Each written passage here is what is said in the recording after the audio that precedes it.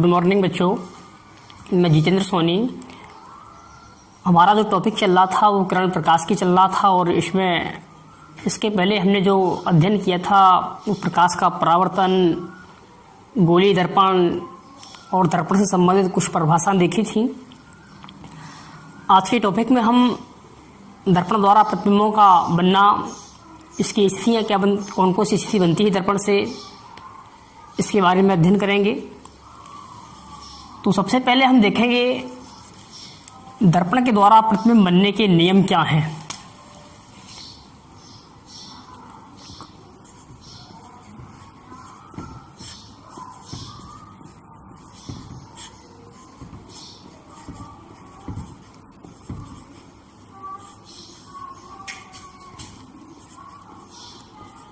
दर्पण द्वारा प्रतिबिंब बनने के नियम।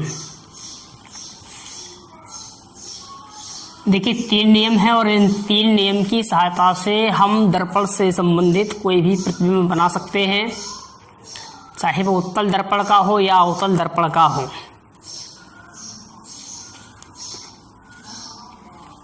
नंबर 1 देखिए, पहला नियम क्या है। हमने एक ये अवतल दर्पण ले लिया,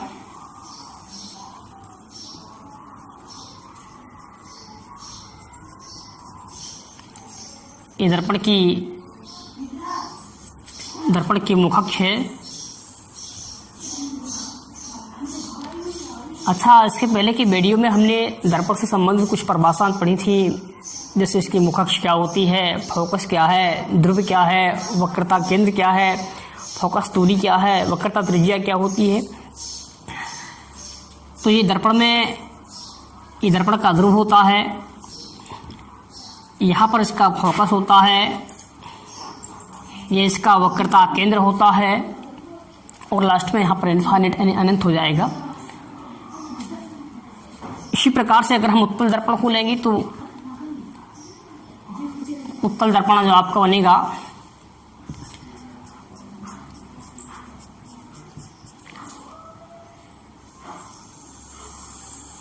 ये दर्पण की मुखअक्ष हो जाएगी,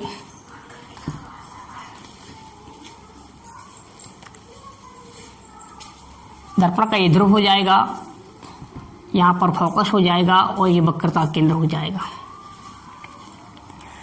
पहला नियम है कि दर्पण की मुखअक्ष के समांतर चलने वाली प्रकाश किरण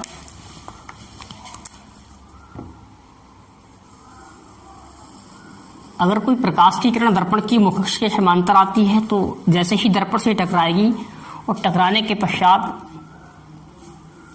सदैव फोकस से होकर जाती है। अगर दर्पण अवतल है तो परावर्तन के पश्चात सदैव कहाँ से जाती है, फोकस से। और यदि दर्पण आपका उत्तल है तो जो किरण मुखअक्ष के समांतर आती है वो दर्पण से परावर्तन के पश्चात फोकस से आती हुई प्रतीत होती है। ऐसा लगता है जैसे फोकस से आई। तो पहला नियम क्या है कि दर्पण की मुखअक्ष के समांतर चलने वाली प्रकाश किरण दर्पण से परावर्तन के पश्चात सदैव फोकस से होकर जाती है। या उत्तल दर्पण के लिए कहेंगे तो दर्पण की मुखअक्ष के समांतर चलने वाली प्रकाश किरण परावर्तन के पश्चात फोकस से आती हुई प्रतीत होती है। ये पहला नियम है। इसका जो दूसरा नियम है,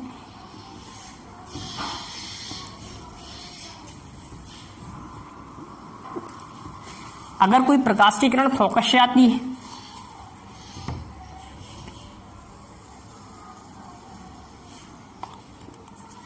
तो जैसे ही दर्पण से टकराएगी परावर्तन के पश्चात मुखअक्ष के समांतर हो जाएगी।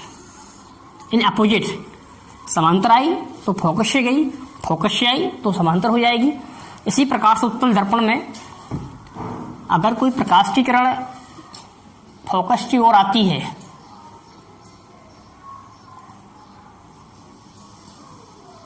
तो जैसे ही दर्पण से टकराएगी ये भी समांतर हो जाएगी। दूसरा नियम क्या है कि फोकस की ओर दर्पण के फोकस से होकर जाने वाली प्रकाश किरण परावर्तन के पश्चात मुखअक्ष के समांतर हो जाती है। उत्तल दर्पण के लिए फोकस की ओर आने वाली प्रकाश किरण परावर्तन के पश्चात मुखअक्ष के समांतर हो जाती है। और जिसका तीसरा नियम है कि यदि कोई प्रकाश की किरण इसके वक्रता केंद्र से आएगी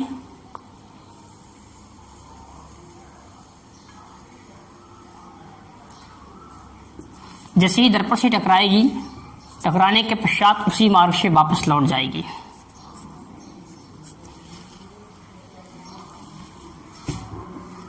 उत्तल दर्पण के लिए अगर कोई वक्रता केंद्र की ओर आती है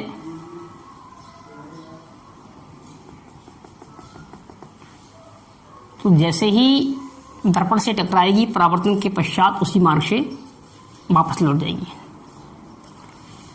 तो इस प्रकार से दर्पण द्वारा प्रतिबिंब बनने के 3 नियम हैं। पहला है कि मुखअक्ष के समांतर चलने वाली प्रकाश किरण दर्पण से परावर्तन के पश्चात सदैव फोकस से होकर जाती है। दूसरा है कि फोकस से आने वाली प्रकाश किरण मुखअक्ष के समांतर हो जाती है। और तीसरा नियम है कि इसके वक्रता केंद्र से जाने वाली प्रकाश किरण परावर्तन के पश्चात उसी मार्ग से वापस लौट जाती है। इस प्रकार से ये 3 नियम हैं। इन 3 नियम की सहायता से हम दर्पण से संबंधित कोई भी प्रतिबिंब बना सकते हैं। हमें यहाँ पर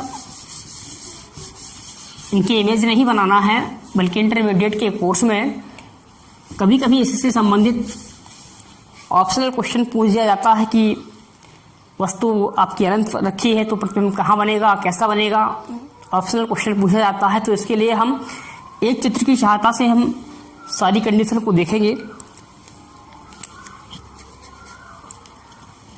हम देखेंगे सबसे पहले अवतल दर्पण के द्वारा प्रतिबिंबों का बनना। अवतल दर्पण द्वारा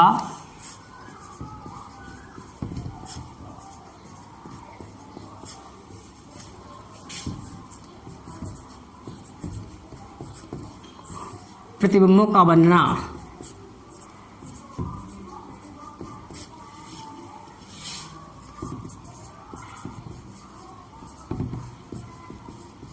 Formation of image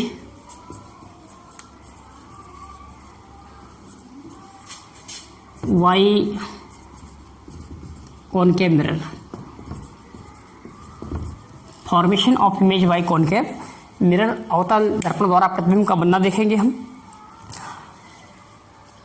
अवतल दर्पण से 6 स्थितियां आती हैं, उत्तल से 2 आती हैं। इस प्रकार से 8 कंडीशन हो जाती है और 8 कंडीशन लेंसों में बनती हैं। इस प्रकार से 16 कंडीशन हो जाती हैं और हम लोग कंफ्यूज हो जाते हैं कि प्रतिबिंब वास्तविक बनेगा या आभासी बनेगा, उल्टा बनेगा या सीधा बनेगा। इसके लिए हम एक चित्र को बनाएंगे और एक चित्र की सहायता से हम अवतल दर्पण की सारी कंडीशन को देख लेंगे। हमने एक अवतल दर्पण ले लिया। आपका ऑप्शनल क्वेश्चन कैसा भी आ जाए, हम एक चित्र की सहायता से सारी कंडीशन को निकाल सकते हैं। ये दर्पण की मुखअक्ष हो गई।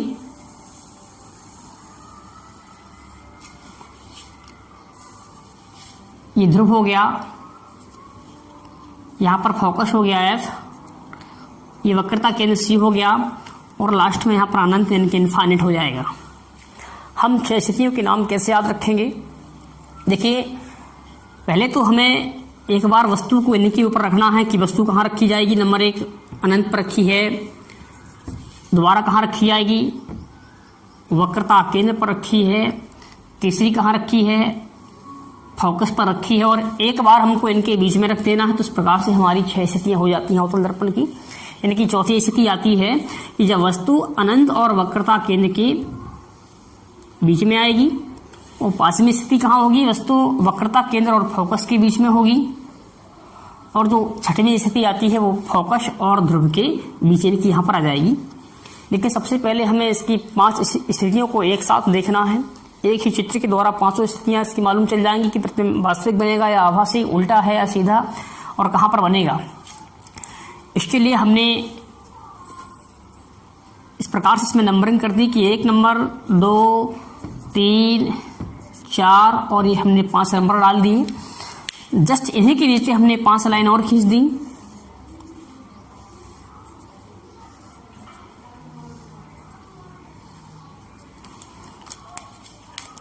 ऊपर वाली वस्तु है और ये नीचे वाले प्रतिबिंब हैं।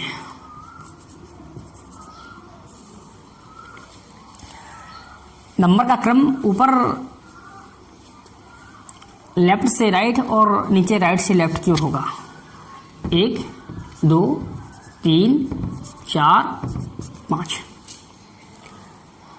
सदैव 1 नंबर का प्रतिबिंब 1 नंबर पर बनेगा, 2 का 2 में बनेगा, 3 का 3 में बनेगा, 4 का 4 में और 5 नंबर का प्रतिबिंब 5 नंबर पर बनेगा सदैव। अर्थात यदि वस्तु आपकी नंबर 1 वस्तु आपकी अनंत पर है तो प्रतिबिंब जो आपका बनेगा वो फोकस पर बनेगा।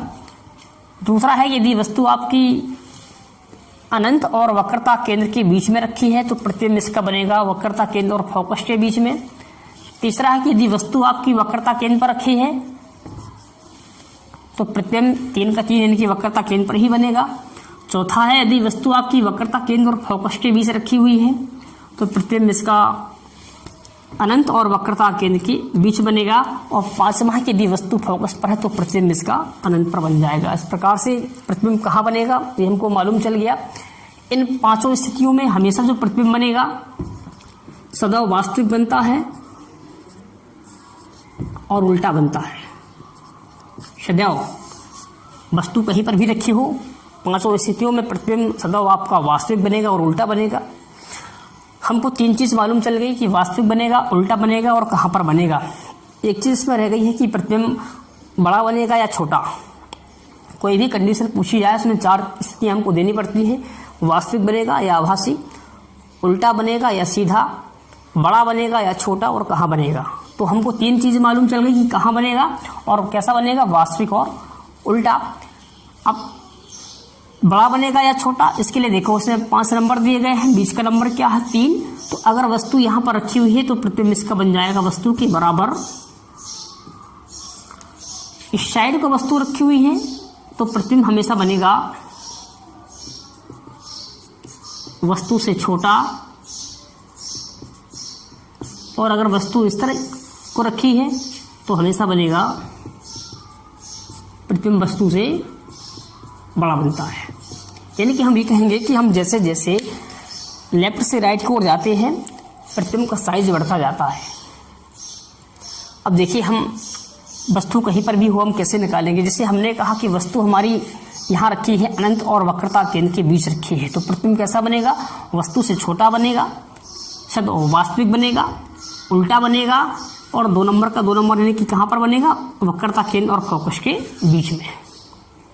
अगर क्वेश्चन पूछे कि वस्तु अवतल दर्पण के सामने अनंत पर रखी है तो प्रतिबिंब कैसा बनेगा, वस्तु से बहुत छोटा बनेगा, वास्तविक बनेगा, उल्टा बनेगा और 1 का 1 यानी कि कहाँ बनेगा, फोकस पर बनेगा। अगर वो कह दे कि वस्तु आपकी वक्रता केंद्र और फोकस के बीच रखी है तो प्रतिबिंब कैसा, वस्तु से बड़ा बनेगा, 4 का 4 यानी कि अनंत और वक्रता केंद्र के बीच बनेगा, वास्तविक बनेगा और उल्टा। ही ये 5 कंडीशन में आपको लेके चलना है, वास्तविक और उल्टा। शेष एक कंडीशन इसकी छतमी रह गई है, वस्तु कहाँ पर आएगी, फोकस और ध्रुव के बीच में। तो अगर वस्तु ध्रुव और फोकस के बीच में होगी तो हमें इन सबका अपोजिट बोलना है। जैसे वास्तविक का अपोजिट क्या होता है, आभासी, उल्टे का क्या होता है, सीधा।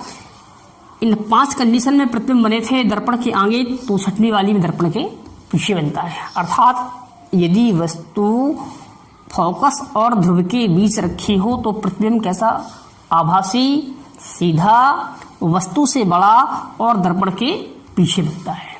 इस प्रकार से अवतल दर्पण द्वारा प्रतिबिंबों की 6 स्थितियां हो गई। हम इस स्थिति की सहायता से किसी भी कंडीशन के बारे में ये पता लगा सकते हैं कि प्रतिबिंब कैसा बनेगा, उसकी प्रकृति क्या होगी।